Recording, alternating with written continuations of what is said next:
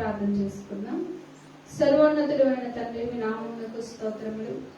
ఈ పరిశుద్ధ బుధవారం రోజునైనా మీరు బేతనియాలో విశ్రాంతి పొందినటువంటి దినమున మీ పాద సన్నిధిలో మేము నేర్చుకోవలసినటువంటి పాఠమును నేర్పించి మీరే మాకు బోధించి మీరే మా ద్వారా మహిమనందమని మహిమపూర్ణునిగా మా మధ్యలో ఉన్న యేసయ్య అతి పరిశుద్ధ నామములో వేడుకుంటూ ఉన్నాము పరమ తండ్రి, ఆమేన్.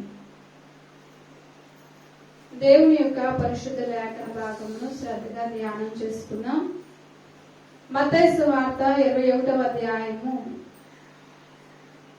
17వ వచనం చదువుకుందాం. వారిని విడిచి పట్టణము నుండి బయలుదేరి బేతనియకు వెళ్లి అక్కడ బస చేసెను. దేవుడి వాక్యములో నుండి మనందరితో మాట్లాడును కాక. అందరికీ మరణాత.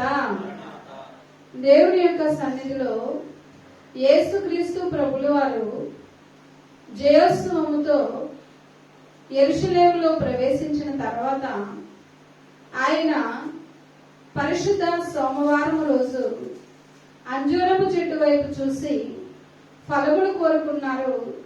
అది ఫలములు లేక ఉండడం చూచి ఇది ఎన్నడూ ఫలింపకపోవును కాక అంటే తక్షణమే ఆ అంజూరపు చెట్టు ఎండిపోయింది. మనము ఫలించేటువంటి వారముగా ఉండాలి. అలాగే పరిశుద్ధ మంగళవారం రోజు దేవాలయము శుద్ధి చేశారు.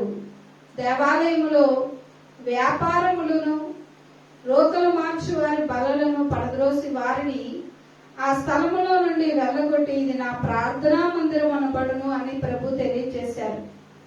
అయితే ఇప్పుడు పరిశుద్ధ బుధవారం రోజు ప్రభువు ఆ దేవాలయములో నుండి యెరూషలేము పట్టణములో నుండి బయలుదేరి బేతనియాకు వెళ్లి అక్కడ బస చేసెను అనేటువంటి మాటను మనం చూస్తూ ఉన్నాం. యేసుక్రీస్తు ప్రభుల వారు బేతనియాకు వెళ్ళడానికి కారణము, బేతనియాలో ఒక చిన్న కుటుంబం ఉన్నారు.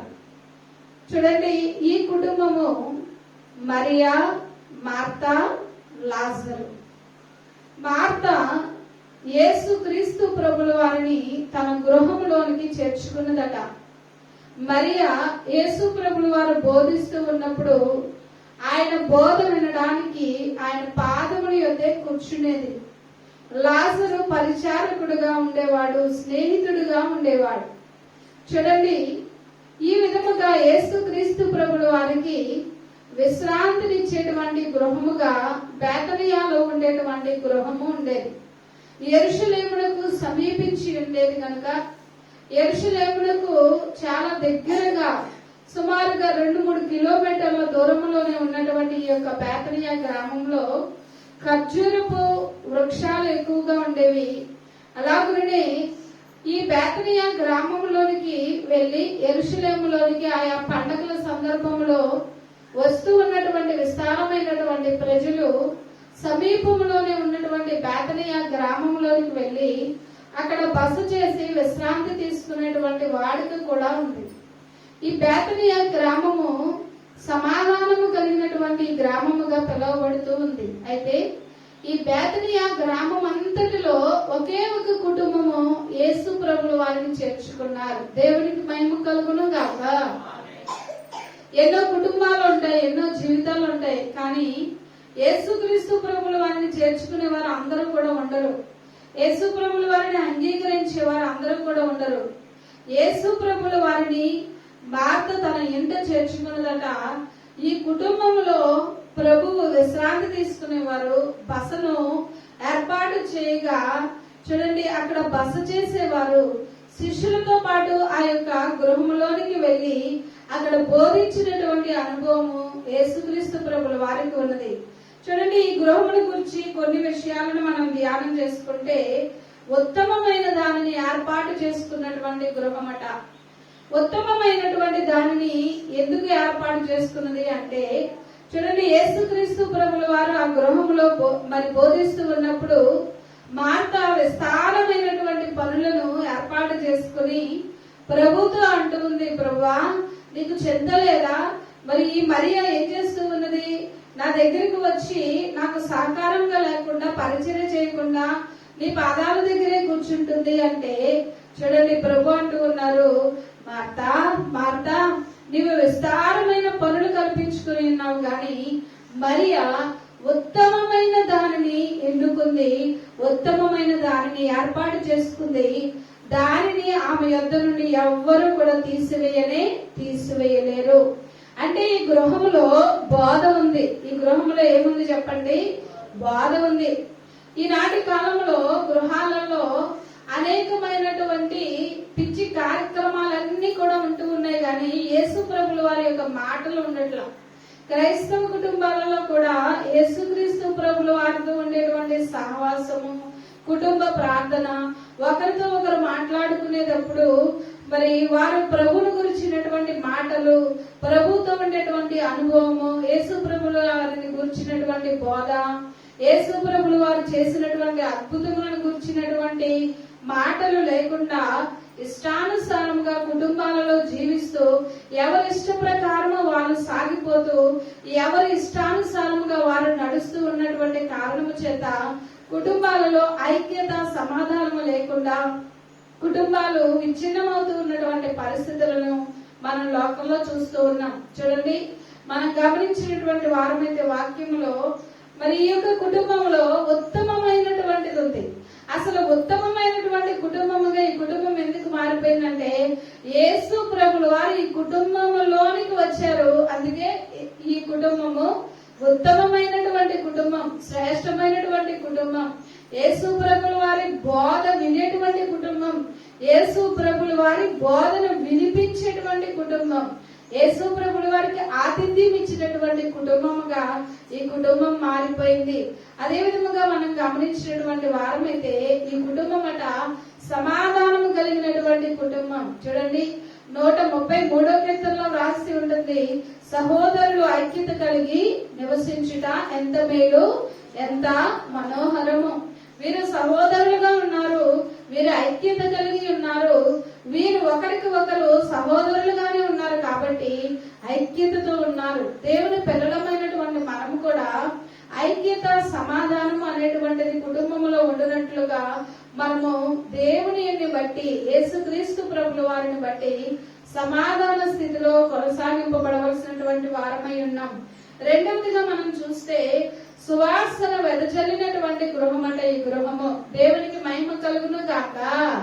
చూడండి, గృహములో నుండి మరి అనేకమైనటువంటి లోక కార్యక్రమాలు వస్తే అది లోకమునకు సువాసన కాదు గాని దుర్వాసన అవుతుంది.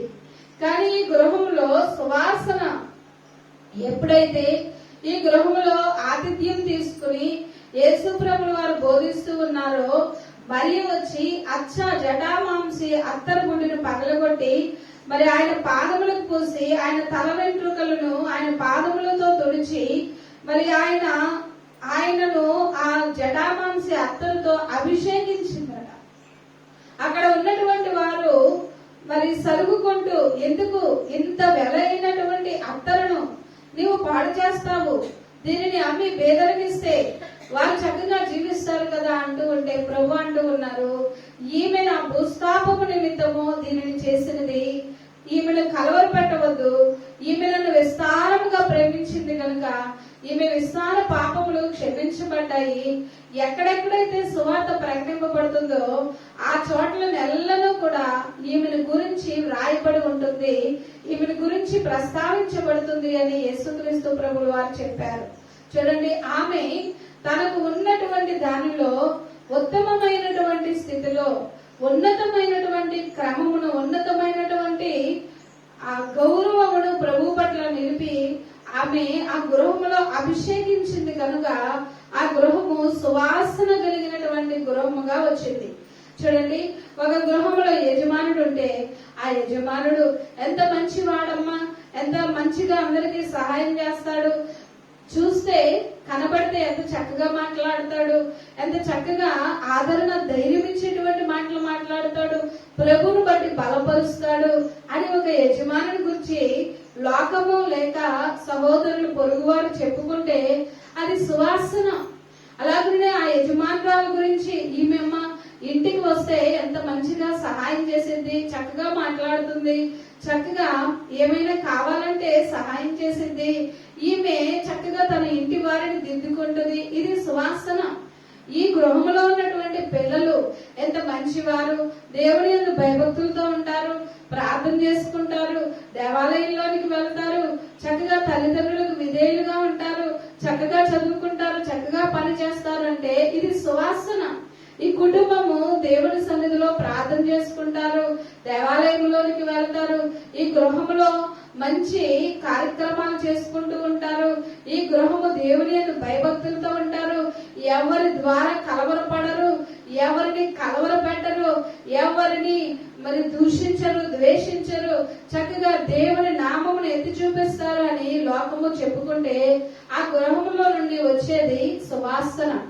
కానీ అమ్మో ప్రార్థనకు వెళుతూ ఉన్నారు, ప్రార్థన చేస్తూ ఉన్నారు, కానీ వీరిలో ఏమాత్రము కూడా ప్రభు కనపడట్లేదు, వీరిలో ఏమాత్రము కూడా ప్రభు పరిచయట్లేదు. ఆయన మాటలు ఇంతేనమ్మా, మీకు దేవాలయంలోకి వెళ్తూ ఉన్నారు, మీరు ఇదే వింటున్నారా, ఎలాగైనా చేయమంటున్నాడా మీ దేవుడు, ఎలాగైనా మాట్లాడమంటూ ఉన్నాడా అంటే అది ఏంటంటే దుర్వాసన. క్రైస్తవ జీవితంలో నుండి, క్రైస్తవ బిడ్డలలో నుండి సువాసన వెళ్ళాలి లోకంలో నుండి. ఎప్పుడు సువాసన వెళ్తుంది? మంచిగా అంతా ఉండదు, మన కోసం దేవదూతలు పక్కన పుట్టరు, అనేకమైనటువంటి కలవరాలు, వ్యతిరేకతలు, ఆటంకములు, దూషించేవారు, ద్వేషించేవారు లోకంలో కనబడతారు. అయినప్పటికీ కూడా నీలో నుండి సువాసనే వెళ్ళాలి లోకానికి. నీలో ఓర్పు ఉండాలి, నీలో క్షమాపణ ఉండాలి, నీలో ధైర్యం ఉండాలి, కలవరం ఉండకూడదు. మనలో దేవుని సన్నిధి మనలో కనబడాలి, ఓర్పు కనబడాలి, సహనం కనబడాలి, అప్పుడు సువాసన వెళ్తుంది. అంతేగాని ప్రతి విషయంలో కూడా కలవరపడిపోయి, ప్రతి విషయంలో తొందరపడిపోయి, తొందరగా మాట్లాడేసి ఆ మాటను వెనక్కి తీసుకోలేక మరి అనేకమైనటువంటి పరిస్థితులలో చిక్కుల్లో పడిపోతే లోకమునకు క్రైస్తవ కుటుంబాలను బట్టి దుర్వాసన వెళ్తుంది కానీ సువాసన వెళ్ళదు. క్రైస్తవ జీవితంలో, క్రైస్తవ సంఘమును బట్టి, క్రైస్తవ కుటుంబాలను బట్టి, క్రైస్తవులు చేసేటువంటి త్యాగాలను బట్టి లోకంలో సువాసన వెళ్ళబట్టే ఎంతమంది వందల మందిగా, వేల మందిగా, లక్షల మందిగా, కోట్ల మందిగా ఆయనను నమ్ముకున్నారు, ఆయన తట్టు ఆకర్షింపబడుతూ ఉన్నారంటే కేవలము క్రైస్తవ బిడ్డలలో ఉన్నటువంటి దైవ లక్షణములు, సువాసన లోకములో వెదజల్లబడ్డ బట్టి ఇదిగో వీరెంత సమాధానంగా ఉన్నారు, ఈ సమాధానం నాకు కావాలి అని ఆకర్షింపబడతారు, ఆయన దగ్గరకు వస్తారు. అంతేకాని లోక కార్యము మనలో ఉండి మనము దుర్వాసనగా ఉంటే ఎవరు యేసయ్య దగ్గరకు రావడానికి ఇష్టపడరు. ఈ గృహంలో సువాసన ఉంది, ఈ గృహంలో నుండి సువాసన వెదజల్లబడతా ఉంది, ఈ గృహంలో నుండి బోధ చేయబడుతూ ఉంది. యేసుక్రీస్తు ప్రభుల వారు ఈ గృహంలో ఉండి చక్కని బోధ అందిస్తూ ఉన్నారు. యేసు ప్రభుల వారికి ఆతిథ్యం ఇవ్వబడుతూ ఉంది. ఆయన పాదముల దగ్గర మరియమ్మ కూర్చుంది, అలాగే ఆయన పాదాల దగ్గర అనేక మంది కూర్చున్నారు. నా ఎద్దుకు రండి, నేను సాత్వికుడను, దీన మనస్సు కలిగిన వాడను, నా ఎద్దుకు వచ్చి నేర్చుకోనండి. మనము ఏ విషయమైనా నేర్చుకోవాలంటే యేసయ్య దగ్గరే మనము నేర్చుకోగలుగుతాం. అదే విధముగా మూడవదిగా మనం చూస్తే మరణమును పారద్రోలినటువంటి గృహం అంటే ఈ గృహము చూడండి, మరణమును పారద్రోలినటువంటి గృహము.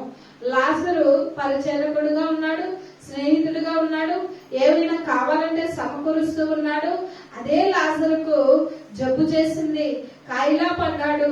కబురు పంపించారు యేసుక్రీస్తు ప్రభు దగ్గరకు, అయ్యా లాజరు కాయిలా పడ్డాడు, మరి మీరు రండి ప్రార్థన చేయండి అని యేసు ప్రభుల వారికి కబురు అందినప్పుడు యేసు ప్రభుల వారు తడువు చేశారు. లాజరు చనిపోయాడు, లాజరును సమాధి చేశారు, దుఃఖముతో ఉన్నారు. ఆ కుటుంబంలో ఉన్నటువంటి ఒకే ఒక పురుషుడైనటువంటి లాజరు చనిపోయి సమాధి చేయబడితే ఈ యొక్క సహోదరులైనటువంటి మరియా మార్తలు చాలా దుఃఖంలో ఉండి వేదన పడుతూ ఉన్నప్పుడు సమాధి చేయబడినటువంటి 4 దినములకు యేసుక్రీస్తు ప్రభుల వారు ఆ గ్రామంలోనికి వచ్చినప్పుడు మార్త త్వరగా ఎదురు వెళ్లి ఆయన పాదములు పట్టుకుంది. అదే విధముగా మరియా గబగబా పరుగు పెట్టింది. అక్కడ ఉన్నటువంటి స్త్రీలందరూ కూడా వారు వెనకాల వెళ్లారు. వారందరూ దుఃఖిస్తూ ఉన్నప్పుడు, కన్నీరు విడుస్తూ ఉన్నప్పుడు యేసు ప్రభుల వారు కూడా వారి దుఃఖం ఎరిగినటువంటి ప్రభువు కనుక ఆయన కూడా దుఃఖించారు. ఆయన కూడా కన్నీరు విడిచి సమాధి దగ్గరికి వెళ్దామన్నారు. ఆ రాయిని పొర్లించండి అన్నారు. రాయి పొర్లిస్తే దుర్వాసన వస్తుందయ్యా అని మార్త అన్నప్పుడు, మార్త నీవు నమ్మితే దేవుని మహిమను చూస్తావు అని ప్రభు అన్నారు. అప్పుడు ఆ రాయి పొర్లింపబడింది. వెంటనే ప్రభు అంటున్నారు, లాజరు బయటకు రా, లాజరు బయటకు రా అని ప్రభు అనగానే లాజరు పేద వస్త్రములతో కట్టబడి, పేద వస్త్రములు చుట్టబడి లాజరు సజీవంగా ఆ సమాధిలో నుండి బయటకు వచ్చేసాడు. మరణపు వాసన పోయింది, జీవపు వాసన ఆ యొక్క గృహములో వచ్చింది. యేసుక్రీస్తు ప్రభుల వారి యొక్క మాటలోనే జీవం అంటే యేసుక్రీస్తు ప్రభుల వారి యొక్క జీవితం అంతా జీవపు మాటలతో జీవము కలిగినటువంటి పరిస్థితిని మనం చూస్తూ ఉన్నాం. ఆయన మాటలు మనలను బ్రతికించేవి, ఆయన మాటలు మనలను ఆదరించేవి, ఆయన కార్యములు మనలను బ్రతికించేవి. చూడండి, ఆయన గొప్ప కార్యము చేశారు. లాజరును చూడడానికి అనేక మంది విచిత్రంగా చూడడానికి వచ్చారట. యేసు ప్రభు బ్రతికించింది ఇతనినే. చూడండి ఎంత గొప్ప ఆశ్చర్యకరమైనటువంటి గృహం మారిపోయింది. మనకి ఏదైనా గొప్ప కార్యం జరిగితే, స్వస్థత కార్యం జరిగితే, అద్భుత కార్యం జరిగితే, ఇదిగో ఇదివరకు ఈమె ఎలాగుండేది, ఇప్పుడు ప్రభు ఈమెను బ్రతికించాడమ్మా. ఇదిగో ఇదివరకు ఇతను చనిపోతాడు అనుకున్నాం, కానీ ఇతను బ్రతికాడు, ప్రార్థన చేసుకుంటున్నాడంట, దేవాలయంలోనికి వెళ్తూ ఉన్నాడంట, ఇతను బ్రతికాడు. చనిపోతాడు అనుకున్నారు, కానీ బ్రతికాడు. చూడండి, గొప్ప కార్యములు చేయగలిగినటువంటి శక్తివంతుడు, గొప్ప కార్యములు చేయగలిగినటువంటి బలవంతుడు. దేవునికి మహిమ కలుగును గాక. చూడండి, ఈ యొక్క గృహము మొట్టమొదటిగా ఉత్తమమైన దానిని ఎన్నుకున్నటువంటి గృహము, రెండవదిగా సువాసన వెదజల్లబడేటువంటి గృహము, మూడవదిగా మరణము పారద్రోల వేయబడినటువంటి గృహము, నాలుగవదిగా ఆశీర్వదింపబడినటువంటి గృహము. దేవునికి మహిమ కలుగును గాక. చూడండి, ఆశీర్వదింపబడినటువంటి గృహము. ఏంటి ఆశీర్వాదం?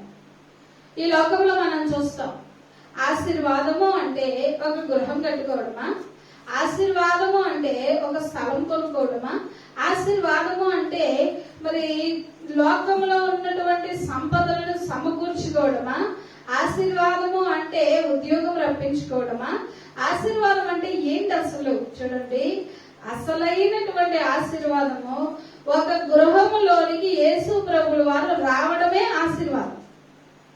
ఒక గృహములో యేసయ్య ఉండడమే ఆశీర్వాదం. ఒక గృహములో యేసు ప్రభుల వారి సహవాసం ఉండడమే ఆశీర్వాదం. ఎందుకనంటే చూడండి, ఒకడు లోకమంతయు సంపాదించుకుని తన ప్రాణమును పోగొట్టుకున్నట అతనికి ఏం ప్రయోజనం? లోకమంతా సంపాదించుకుంటాడు, ప్రాణాన్ని పోగొట్టుకుంటాడు, యేసయ్య లేడు, యేసయ్య లేకపోతే పాతాళానికి వెళ్ళిపోతాడు. ఇప్పుడు అతనికి ఏం ప్రయోజనం ఉంటుంది? ఏమీ ప్రయోజనం ఉండదు. అతని యొక్క సంపద వలన ఏమీ ప్రయోజనం ఉండదు. అతను సంపాదించుకున్నటువంటి సంపద ఏది కూడా తన వెనక వెళ్ళదు. అయితే యేసు ప్రభువును కలిగి ఉన్నాడు. మనందరికీ తెలుసు ఉపమానము. యేసు ప్రభువులు వారు చెప్పినటువంటి ఉపమానం. ఒక ధనవంతుడు ఉన్నాడు, ఒక లాజరు ఉన్నాడు. ఆ ధనవంతుడు లోకమంతా సంపాదించుకున్నాడు. నా ప్రాణమా, తినుము, త్రాగుము, సుఖించుము అనుకుంటూ ఉన్నాడు.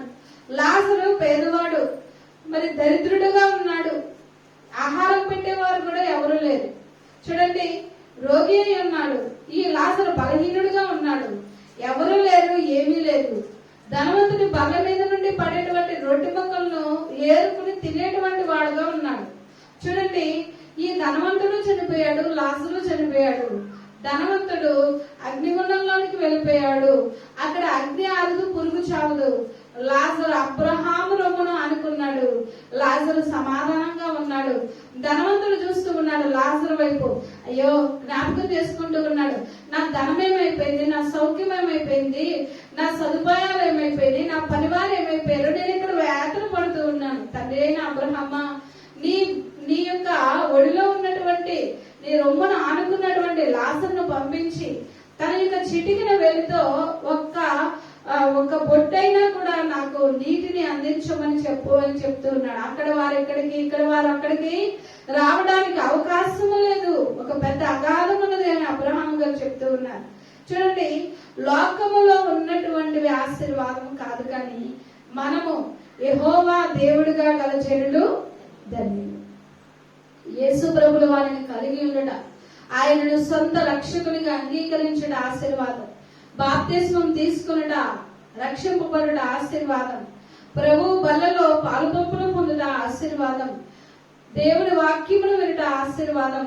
ఆయన బిడ్డగా జీవించట ఆశీర్వాదం. ఒకవేళ ఆయన పిల్లలుగా ఉండి ఆయా పరిస్థితులలో ఇబ్బందులు పడుతూ, కలవరపడుతూ, అయ్యో ఏంటి పరిస్థితి ఇట్లాగైపోయింది నా జీవితం అనుకుంటూ ఉన్నా, యేసు ప్రభుల వారిని కలిగి ఉన్నటువంటి మనము ధన్యులము కనుక ఇటు ఆశీర్వాదం మనలో ఉంది.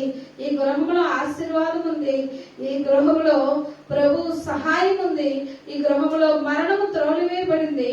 చూడండి, ఆశీర్వదించబడినటువంటి గృహము. అదే విధముగా 5వదిగా సమర్పణ కలిగినటువంటి గృహం అట. ఏ గృహం చెప్పండి? సమర్పణ కలిగినటువంటి గృహం.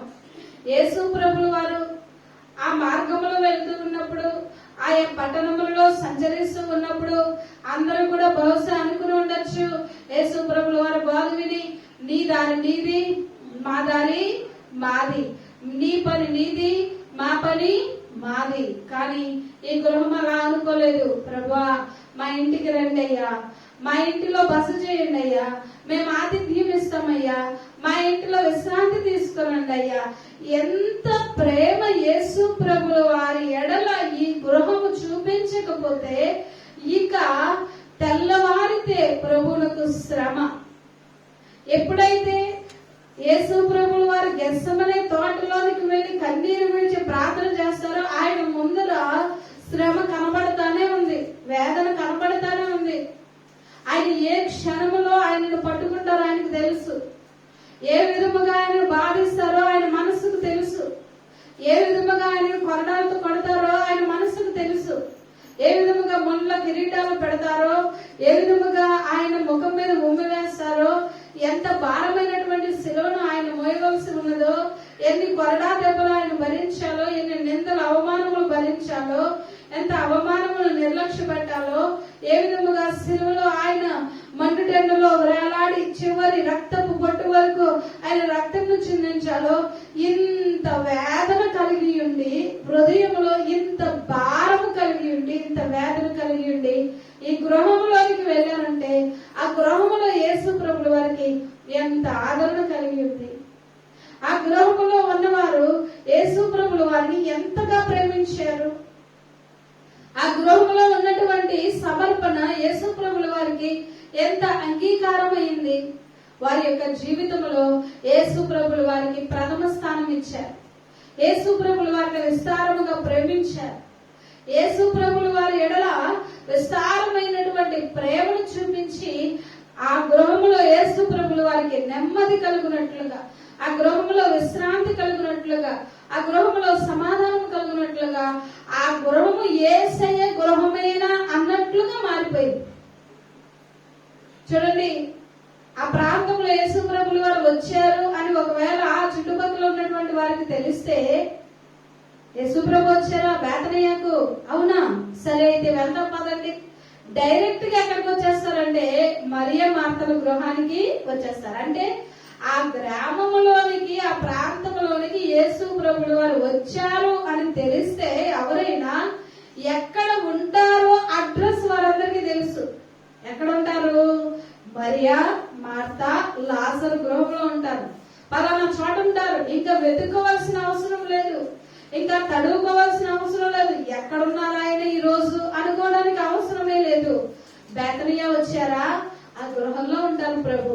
పదండి వెళదాం, ఆయన బోధ విందాం, ఆయన ఏం చెప్తాడో విందాం, ఆయన ఏం చేస్తాడో చూద్దాం, ఆయన సన్నిధిలో ఉందాం, ఆయన పాదాలు పట్టుకుందాం, ఆయన అద్భుతాలు చేస్తే చూద్దాం. ఈ విధముగా మరియా, మార్తా, లాజరు వారి గృహమునే కాదు వారి జీవితమును ప్రభువుకు సమర్పణ చేసేశారు. దేవునికి మహిమ కలుగును గాక.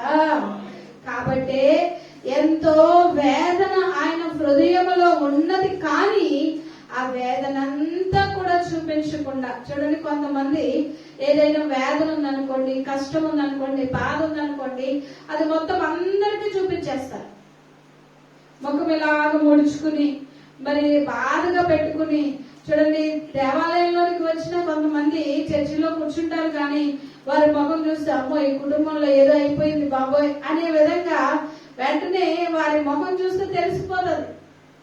ఒక గొడవ అయినా, లేకపోతే ఒక కష్టం వచ్చినా, ఒక బాధ వచ్చినా ముఖం చూడగానే అమ్మో ఈ రోజు ఈ ఇంట్లో ఏదో అయిపోయినట్టుంది, ఈమె ఎలాగైపోయింది, ఇలా మారిపోయింది. కానీ యేసు ప్రభువుల వారిలో ఉన్న గొప్పతనం ఏంటంటే, తెల్లవారితే భయంకరమైనటువంటి శ్రమ ఆయనకుంది, ఆ గృహంలో సమాధానంగానే ఉన్నారు, నెమ్మదిగానే ఉన్నారు, బస చేస్తూ ఉన్నారు, విశ్రాంతి తీసుకుంటూ ఉన్నారంట.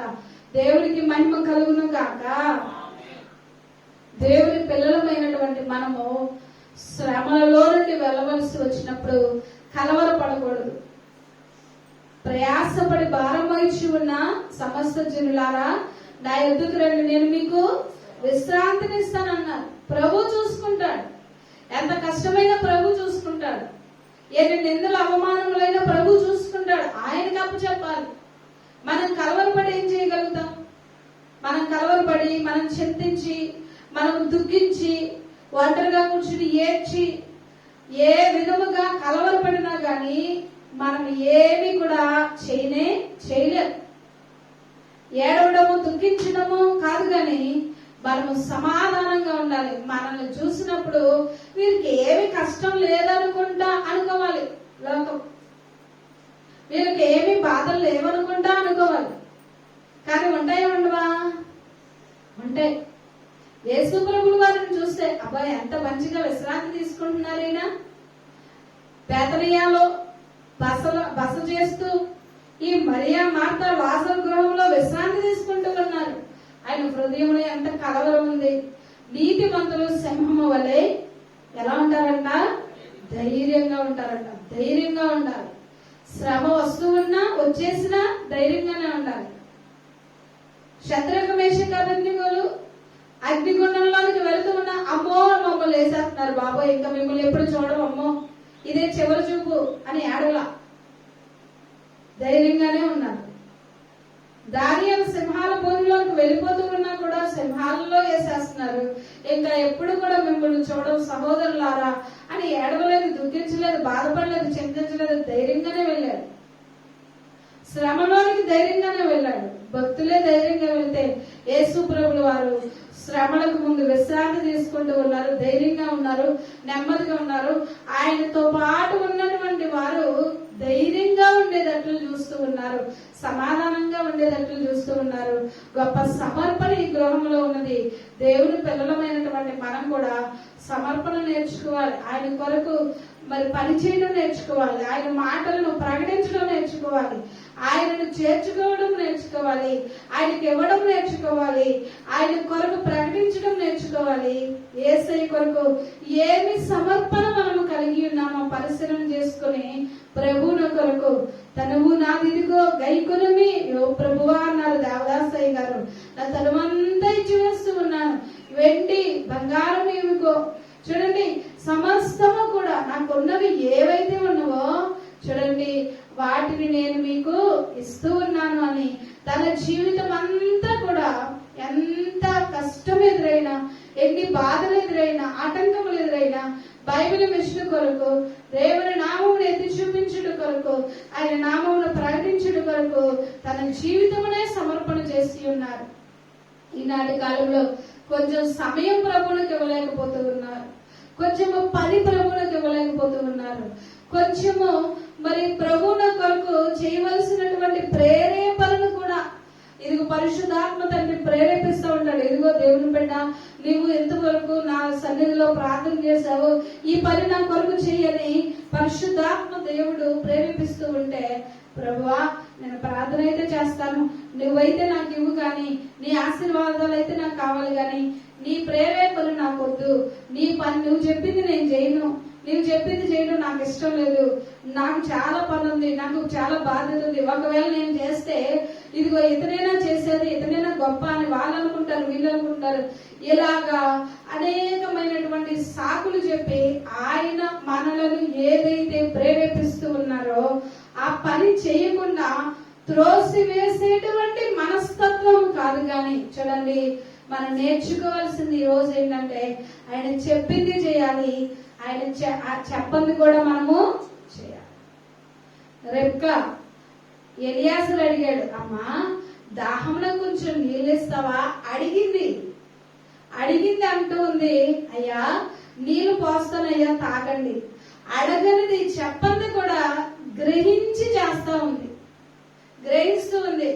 ఎలియాజరే పనివారే నీళ్లు తాగితే అయ్యో ఒంటెల పరిస్థితి ఏంటి? ఒక 10 మీద మీరు వచ్చారు, దూర ప్రాంతంలో నుంచి వచ్చారు, ఏమంటూ ఉంది, అయ్యా నీకు నీళ్లు పోస్తాను, మీరు దాహం తీర్చుకోండి, నీ ఒంటెలకు కూడా నీళ్లు పోస్తాను. ఇదండి సమర్పణ అంటే. చెప్పింది చెప్పనది, చెప్పండి, చెప్పిన పని చెప్పని పని కూడా గ్రహించుకుని చేయడం సమర్పణ అంటే ఏంటి? మనంతటకు మనము చేయడము సమర్పణ. చెప్తే చేయడం సమర్పణ కాదు. చెప్పకుండా మనంతటకు మనము నేను నా ప్రభు కొరకు ఇది చేస్తాను అనేది సమర్పణ. కాబట్టి రెబ్కా ఏం చేస్తుందంటే చెప్పిన పని చేసింది, చెప్పంది కూడా చేసింది, గ్రహించుకుని చేసింది. ఇప్పుడు వధువైపోయింది. వధువు అవ్వాలంటే చెప్పిన పని చేయాలి, చెప్పని పని చేయాలి. అప్పుడు చెప్పిన పని చెప్పని పని కూడా చేయాలంటే హృదయంలో సంపూర్ణంగా ప్రేమ యేసయ్య మీద ఉండాలి. యేసయ్యను ప్రేమించినటువంటి ఈమె చూడండి, ప్రభువును ప్రేమించినటువంటి దేవుని భక్తి కలిగినటువంటి రెబ్కా ఏ విధంగా అయితే చేసిందో,